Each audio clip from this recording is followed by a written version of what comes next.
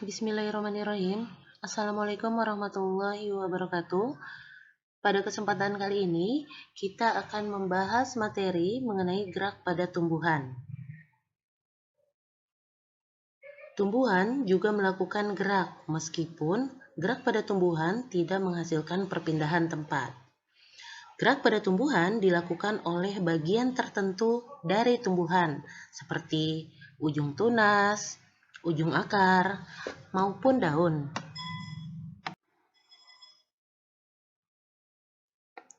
Gerak pada tumbuhan dibagi menjadi 3. Yang pertama, endonom, esionom,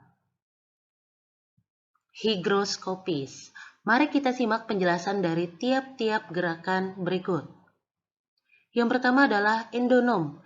Endonom merupakan gerak pada tumbuhan yang rangsangannya berasal dari dalam tubuh tumbuhan itu sendiri.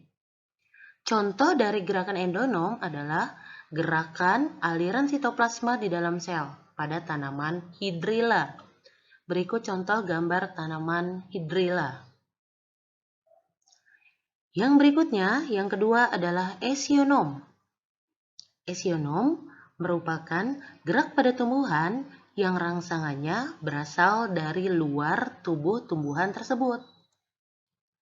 Gerakan esionom nanti dibagi menjadi 3. Yang pertama adalah tropisme, yang kedua adalah nasti, dan yang ketiga adalah taksis. Pada gerakan esionom, rangsangan dari luar diantaranya adalah foto atau cahaya, hidro atau air, termo atau suhu, seismo, tikmo atau sentuhan, geo atau pusat bumi, nikti atau gelap, dan yang terakhir adalah kemo atau zat kimia. Gerakan yang ketiga adalah higroskopis, yaitu gerak pada tumbuhan yang disebabkan oleh adanya perubahan kadar air atau kelembapan.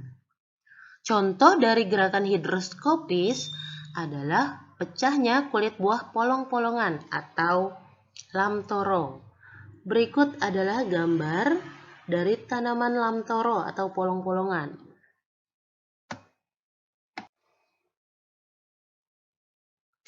Selanjutnya, kita akan melihat penjelasan dari tiap-tiap gerakan esionom. Yang pertama yang akan kita bahas adalah gerak tropisme. Tropisme adalah gerak sebagian tubuh tumbuhan yang dipengaruhi oleh arah datangnya rangsangan. Tropisme dibagi menjadi 5. Yang pertama, fototropisme. Yang kedua, geotropisme. Yang ketiga, tikmotropisme. Yang keempat, kemotropisme. Dan yang terakhir, hidrotropisme. Fototropisme. Contoh dari gerakan fototropisme adalah gerak ujung batang tanaman menuju arah cahaya. Ini adalah gambar batang tumbuhan yang menghadap ke arah datangnya cahaya. Yang berikutnya adalah geotropisme. Contoh dari gerak ini adalah gerak ujung akar tanaman menuju ke pusat bumi. Geotropisme dibagi menjadi 2. Ada geotropisme positif dan ada geotropisme negatif. Geotropisme positif itu adalah akar yang menuju ke pusat bumi. Sedangkan geotropisme negatif adalah batang tumbuhan akan menjauhi pusat bumi. Yang berikutnya adalah tikmotropisme. Contoh dari gerak tikmotropisme adalah gerak membelit ujung batang atau sulur pada tanaman. Ini merupakan contoh gambar sulur pada tanaman yang melilit pada kayu atau batang. Yang berikutnya adalah kemotropisme. Contoh dari gerak ini adalah gerak ujung akar tanaman menuju tempat adanya pupuk atau zat kimia. Dan yang terakhir adalah hidrotropisme. Contoh dari gerak hidrotropisme adalah gerak akar tanaman menuju ke dalam sumber air. Berikut adalah gambar dari gerak hidrotropisme, yaitu ujung akar selalu menuju ke tempat yang berair.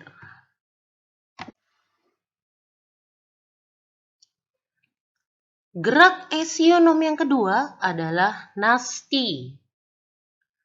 Nasti adalah gerak sebagian tubuh tumbuhan yang tidak dipengaruhi oleh arah datangnya rangsangan.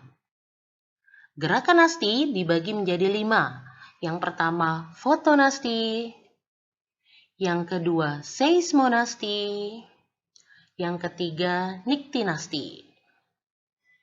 Mari kita simak penjelasan dari ketiga gerakan nasti pertama. Fotonasti merupakan gerak nasti yang dipengaruhi oleh rangsang cahaya.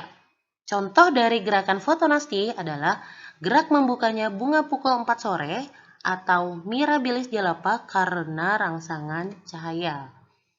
Berikut adalah gambar bunga Mirabilis jalapa.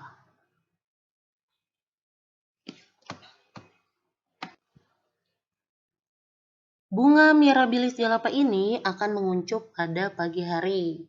Dan bunga ini akan membuka atau mekar pada sore hari, sekitar pukul 4 sore. Yang berikutnya adalah seismonasti. Seismonasti merupakan gerak nasti yang dipengaruhi oleh rangsangan sentuhan. Contoh dari gerakan ini adalah gerakan menutupnya daun putri malu atau Mimosa pudica karena adanya sentuhan.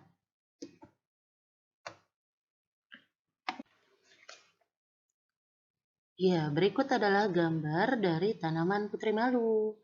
Yang di sebelah kiri itu ketika tanaman putri malu tidak disentuh. Sedangkan yang di sebelah kanan ketika tanaman putri malu disentuh.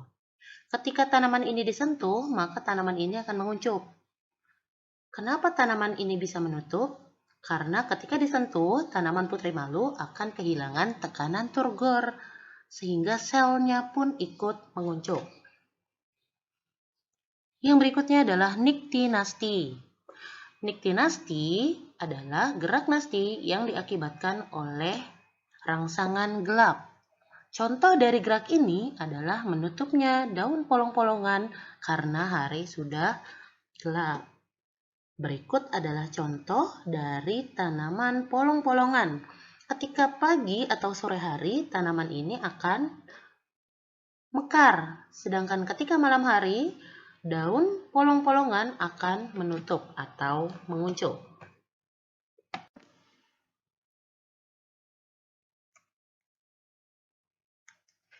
Gerak nasti yang keempat adalah termonasti. Dan gerak nasti yang kelima adalah nasti kompleks. Termonasti merupakan gerak nasti yang diakibatkan oleh rangsangan suhu.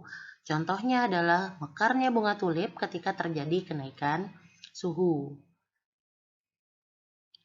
Ketika suhunya turun atau ketika pada musim dingin, maka tanaman tulip ini akan menguncup kembali. Yang terakhir adalah nasti kompleks. Contoh dari gerak nasti kompleks adalah membuka dan menutupnya stomata pada daun. Ini adalah gambar stomata pada daun. Stomata merupakan mulut daun yang berfungsi sebagai tempat pertukaran gas dari lingkungan ke dalam daun.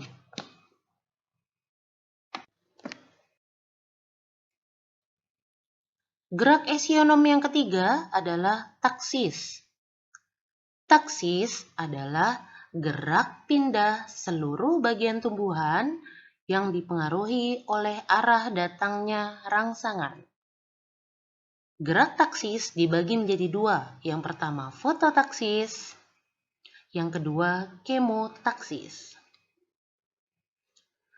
Contoh dari gerak fototaksis adalah gerakan klorofil menuju sisi yang terdapat cahaya.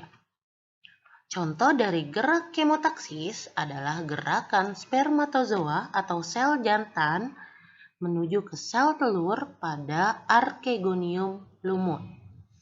Berikut adalah gambar dari gerak fototaksis dan kemotaksis.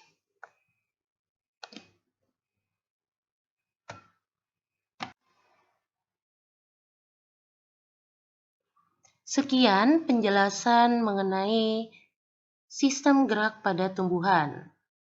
Berikutnya, kalian akan ditayangkan 5 buah pertanyaan. Silakan disimak.